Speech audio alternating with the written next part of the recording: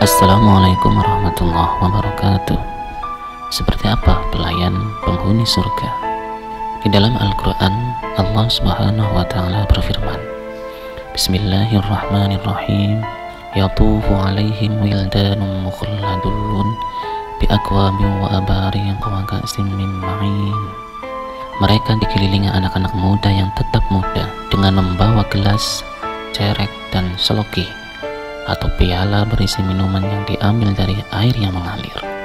Di ayat lain Allah Subhanahu wa Ta'ala juga berfirman, Yatufu alaihim wildanun mukhalladun idza ra'aitahum hasibtahum lu'lu'am manthura. Dan mereka dikelilingi oleh pelayan-pelayan muda yang tetap muda.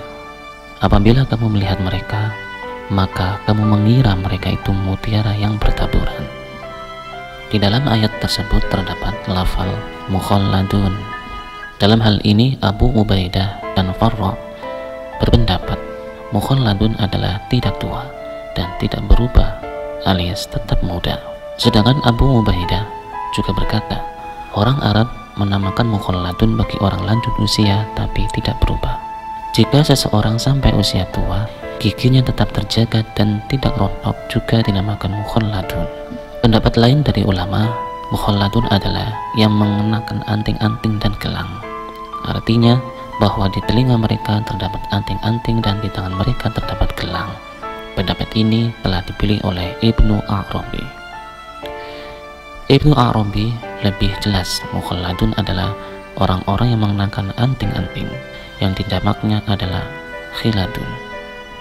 Ibnu Abbas radhiyallahu anhu berkata, pelayan-pelayan surga tidak mati selama-lamanya. Mereka tidak lanjut usia, tidak tua renta, dan wajahnya tidak berubah sedikit pun. Riwayat lain mengatakan, pelayan-pelayan surga tidak lanjut usia, tidak tua renta, dan mengenakan anting-anting di telinganya. Maksudnya adalah, keberadaan pelayan-pelayan dengan muda usia adalah suatu keharusan yang tidak direlakan. Allah Ta'ala mengibaratkan mereka dengan mutiara-mutiara yang bertaburan, karena saking putih kulitnya dan tampan parasnya. Ada dua hikmah besar kenapa pelayan-pelayan surga dibuat bertebaran di mana-mana. Yang pertama, ini menunjukkan bahwa para pelayan surga tidak pernah menganggur. Mereka mondar-mandir di surga dalam rangka berkhidmat kepada penghuni surga dan memenuhi keperluan mereka. Yang kedua, bahwa mutiara yang disebar di atas permadani dari emas dan sutra itu jauh lebih indah di mata daripada kalau dikumpulkan di satu tempat. Ulama berbeda pendapat mengenai asal-usul pelayan-pelayan surga. Apakah mereka berasal dari anak-anak dunia ataukah mereka diciptakan Allah di surga dan belum pernah ada sebelum ini? Ada dua pendapat dalam hal ini. Ali bin Abu Thalib dan Hasan Basri berpendapat mereka adalah anak-anak kaum muslimin yang meninggal dunia dalam keadaan tidak mempunyai kebaikan dan kesalahan. Mereka menjadi pelayan-pelayan di surga sebab di surga tidak ada proses kelahiran. Diriwayatkan dari Hasan mengenai maksud firman Allah, pelayan-pelayan muda yang tetap muda. Hasan berpendapat, mereka tidak mempunyai kebaikan dan tidak pula kesalahan, lalu dibalas dengan balasan seperti itu dan ditempatkan di dalam surga. Di antara ulama yang berbeda pendapat ini ada yang berkata, mereka anak-anak kaum musyrikin. Allah menjadikan mereka di surga sebagai pelayan-pelayan penghuni surga. Adapun anak-anak yang meninggal dunia semasa kecilnya, maka pada hari kiamat mereka berubah menjadi pemuda yang berusia 33 tahun, seperti yang diriwayatkan oleh Ibnu Wahab.